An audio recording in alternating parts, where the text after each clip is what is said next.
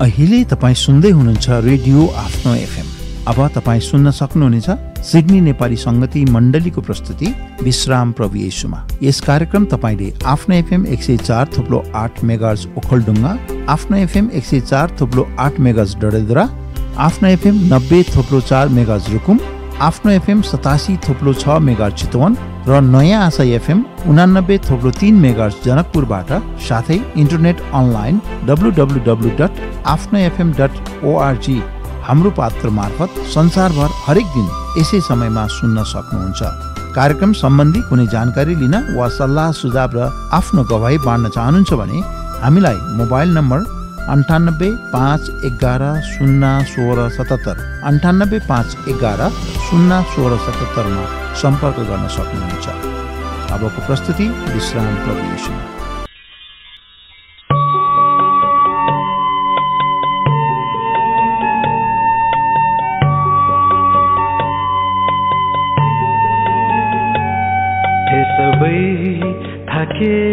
थाकेकाहरू बुझले दबेकाहरू आशा मारेकाहरू जीवन हारेकाहरू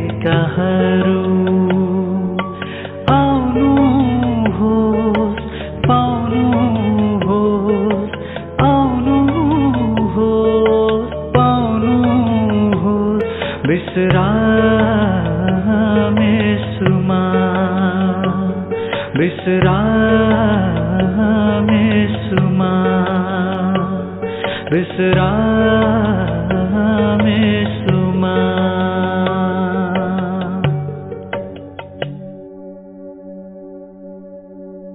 हे सबै थाकेका र बोझले दबिएका हो, म कहाँ आओ, म तिमीहरूलाई विश्राम दिनेछु। नमस्ते, जय मसीह, शलोम, बारक मोर सम्पूर्ण बुवा आमा दाजुभाइ दिदीबहिनी र प्यारा मित्रहरूमा अभिवादन छ, स्वीकार गर्नुहोला।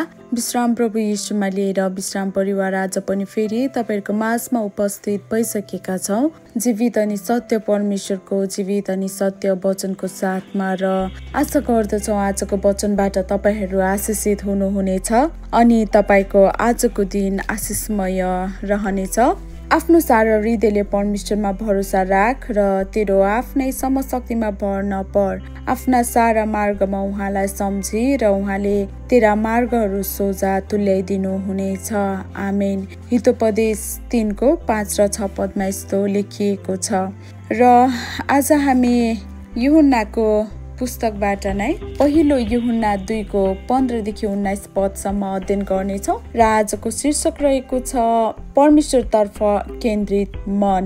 लेखिएको छ धर्मशास्त्रमा, संसारलाई प्रेम नगर्नु, संसारलाई वा संसारमा भएका कुनै पनि थोकलाई प्रेम नगर। यदि कुनै मानिसले संसारलाई प्रेम गर्दछ भने पिताको प्रेम त्यसमा हुँदैन, किनकि संसारमा भएका सबै थोक अर्थात् शरीरको अभिलाषा, आँखाको अभिलाषा, जीवनको सेखी पिताबाट आएका होइनन् तर संसारबाट आएका हुन्। संसार बिति जान्छ र त्यसको अभिलाषा पनि बिति जान्छ, तर परमेश्वरको इच्छा पूरा गर्ने चाहिँ सधैँको निम्ति रहन्छ।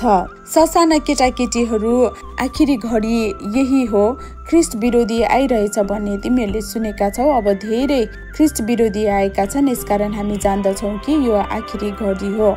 तिनीहरू हामीबाट निस्केर गए किनकि तिनीहरू हाम्रा थिएनन्। यदि ती हाम्रा हुँदा हुन् त तिनीहरू हामीसँगै रहिरहने थिए, तर तिनीहरू सबै हाम्रा होइन रहेछन् भन्ने कुरा प्रकट गराउनलाई तिनीहरू निस्केर गएका हुन्। आमेन। हामी व्याकुलताले भरिएको संसारमा बाँचिरहेका छौँ। रोमाञ्चक वा महत्त्वपूर्ण लाग्ने तर लामो समयसम्म नटिकिरहने कुराहरूमा हामीलाई अल्झिन सजिलो लाग्छ। यूहन्नाले आफ्नो पत्रमा हाम्रो हृदयलाई परमेश्वरमा केन्द्रित राख्न र अस्थायी कुराहरूमा होइन भनेर सम्झाएका छन्। संसार र संसारका चिजहरूलाई प्रेम नगर। यहाँ संसार भन्नाले परमेश्वरका मूल्यहरू विपरीत जाने कुराहरूलाई जनाउँछ, जस्तै शारीरिक चाहनाहरू, शारीरिक सुखका लालसाहरू जसले हामीलाई परमेश्वरबाट टाढा लैजान्छ। आँखाका अभिलाषाहरू, हामीले देख्ने र नपाउने भौतिक वस्तुहरूको चाहना, जीवनको सेखी गर्ने र हामीलाई परमेश्वरको आवश्यकता छैन भन्ने एउटा घमण्ड सोच अनि यूहन्नाले जे पनि यो पनि भनेका छन् कि संसार र यसको चाहनाहरू समाप्त हुँदैछन् तर परमेश्वरको इच्छा पूरा गर्ने सदाको लागि रहिरहन्छ। हामीले अक्सर पछ्याउने चिजहरू अस्थायी छन् जबकि परमेश्वरका मार्गहरू पछ्याउँदा हामीलाई स्थायी मूल्य प्राप्त हुन्छ। यूहन्नाले ख्रीष्टको विरोध गर्ने र हामीलाई हाम्रा विश्वासबाट टाढा लैजान खोज्ने मानिसहरूबाट पनि चेतावनी दिएका छन्। यो परमेश्वरमा विश्वासयोग्य रहनको लागि एउटा सम्झना हो।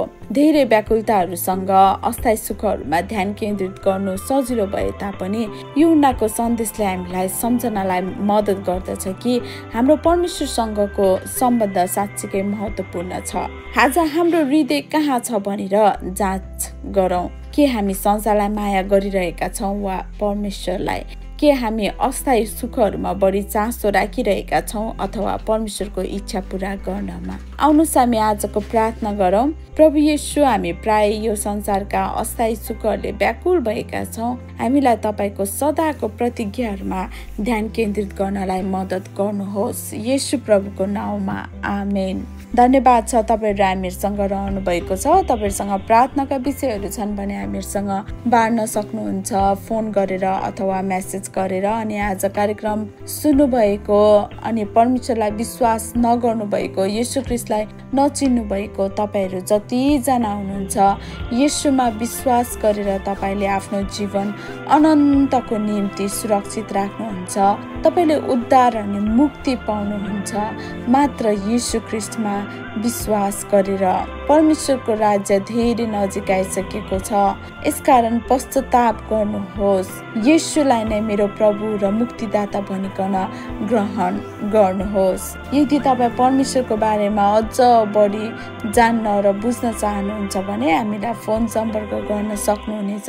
हाम्रो सम्पर्क नम्बर रहेको छ 98 51 10 16 77। यो जानकारीसँगै आजको निम्ति तपाईँहरूबाट बिदा माग्न चाहे। नमस्ते, जय मसीह, सलोम। तपाईँको आजको दिन आशिषमय भएको होस्। तपाईँको मन्दिरभित्रको एक दिन अरू ठाउँका 1000 दिनभन्दा उत्तम छ।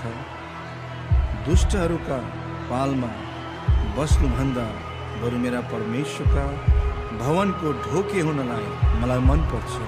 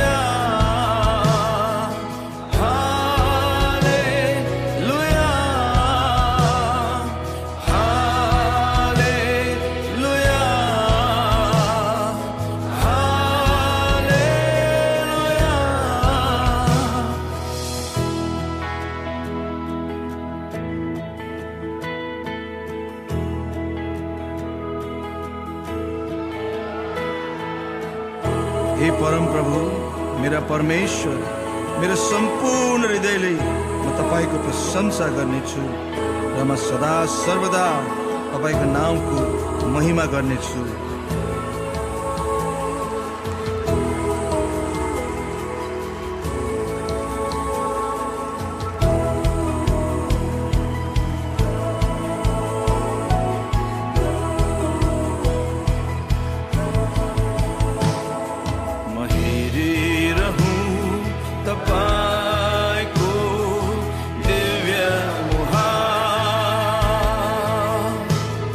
म गरिरहूं